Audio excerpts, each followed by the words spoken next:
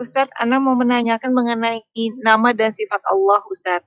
Ya. Dulu waktu sekolah pernah diajarkan mengenai sifat yang wajib bagi Allah. Itu ada 7 atau ada 20. Kemudian kita belajar mengenai nama Allah ada lebih dari 99 nama. Apakah sifat nama dan sifat Allah itu merupakan, maksudnya sifat dan nama itu sama atau bagaimana, Ustaz? Ya. Dan itu apakah sama dengan yang kita pelajari dulu dengan sifat wajib bagi Allah yang ada 7 atau ada 20 gitu, Ustaz? Ya. Itu saja, Ustaz. Baik. Nama dan sifat. Sekarang misalnya, Ana punya nama Abdullah Roy. Itu nama Ana. Sifat Ana demikian dan demikian. Antum bisa bedakan. Sifat Ana misalnya apa sifatnya? Misalnya ya, moga-moga enggak ya. Pemarah misalnya atau pendiam. Itu kan sifat. Nama ya Abdullah Roy, sifatnya ya pendiam, pemarah dan seterusnya. Itu makna dari nama dan juga sifat. Allah SWT memiliki nama dan Allah SWT memiliki sifat. Nama Allah seperti Ar-Rahman, Ar-Rahim, Al-Malik, Al-Quddus, As-Salam, Al-Mu'min. Itu adalah nama-nama Allah Azza wa Jalla yang merupakan Al-Asma'ul Husna. Dan Allah SWT memiliki sifat. Apa sifat Allah? Misalnya Allah SWT memiliki kasih sayang. Itu sifat Allah. Namanya adalah Ar-Rahman. Tapi sifatnya apa? Sifatnya adalah kasih sayang. Allah SWT namanya adalah Al-Alim. Sifatnya adalah apa? Ilmu, yaitu mengetahui. Di antara sifat Allah adalah Allah beristiwa. Allah SWT memiliki wajah. Allah SWT turun ke langit dunia sebagaimana dikabarkan oleh Nabi SAW. Itu namanya sifat-sifat Allah Azza wa Jalla. Dan setiap nama di antara nama-nama Allah itu mengandung sifat. Jadi nama Allah bukan hanya sekedar nama. Kalau kita sebagai manusia kadang nama hanya sekedar nama, tidak ada maknanya. Tapi kalau nama Allah itu ada maknanya, dia mengandung sifat. Baik. Dan nama-nama Allah SWT banyak ya. Yang diberitahukan kepada kita itulah yang ada di dalam Al-Quran dan apa yang ada di dalam hadis. Tapi tidak semuanya. Hanya sebagian saja. Ya, Allah SWT menyimpan ya banyak nama di sisinya, di ilmu ghaib di sisinya, dan tidak diajarkan kepada kita. Yang diajarkan kepada kita hanya sebagian saja.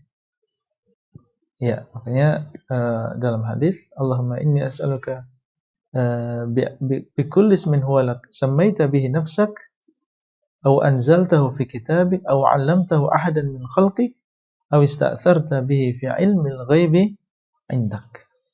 Ya Allah, aku memohon kepadamu dengan seluruh nama dan yang itu adalah milikmu. Ya, baik yang engkau ajarkan kepada hambamu yaitu nabimu, atau yang engkau turunkan dalam Al-Quran. Berarti ada yang ada dalam hadis, ada yang ada dalam Al-Quran. Kemudian beliau mengatakan, awis ta'tharta bihi fi ilmil ghaibi indak, atau yang engkau simpan ya Allah, yang engkau sembunyikan di dalam ilmu ghaib di sisimu. Ini menunjukkan bahwasanya nama-nama Allah ada yang diajarkan kepada kita, yaitu yang ada dalam Al-Quran dan hadis, dan ada yang Allah SWT sembunyikan, tidak diajarkan kepada kita. Padahal kita tahu bahwasanya setiap nama itu mengandung sifat. Berarti di sana ada sifat-sifat Allah, ada nama-nama Allah yang tidak kita ketahui. Kalau demikian keadaannya, lalu bagaimana boleh bagi kita untuk membatasi sifat Allah SWT dengan sekian? Ya, dengan 7 atau dengan 20 atau bilangan apa saja.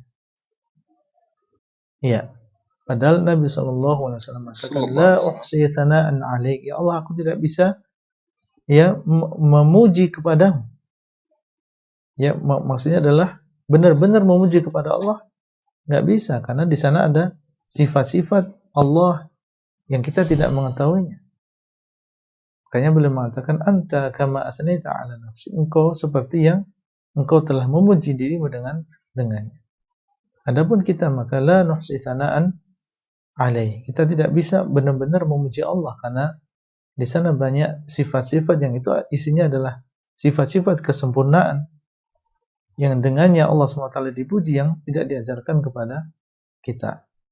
Jadi yang mereka membatasi sifat Allah dengan mengatakan itu adalah sifatul ma'ani, kemudian membatasi dengan 7 sifat, al-ilmu, kemudian al-qudrah, wal-iradah, al-hayah, kemudian as-sam' wal-basar wal-kalam.